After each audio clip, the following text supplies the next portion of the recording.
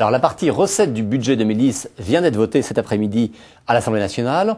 On parlait beaucoup de turbulences dans la majorité, de risques de fronde. À l'arrivée, tout le groupe UMP a voté comme un seul homme, à l'exception quand même du président de la Commission des Affaires sociales, Pierre Méniory. Comment appréciez-vous ce vote global du groupe UMP et ce non-vote de Pierre Méniory ? D'abord, je me réjouis que 317 députés aient approuvé cette première partie de la loi de finances. Effectivement, ça montre bien que le débat a eu lieu et que dans notre majorité, on peut à la fois conjuguer la diversité des opinions, mais la solidarité politique, et ça me paraît un atout très fort pour nous. Quant à l'abstention de Pierre Méniory, je ne la connaissais pas.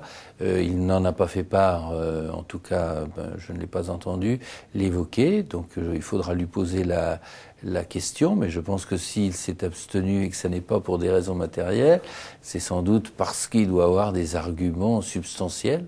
Et ça ne fait pas désordre quand même qu'un président de commission, sur un texte aussi important que le budget, s'abstienne ? Je pense que c'est pas souhaitable.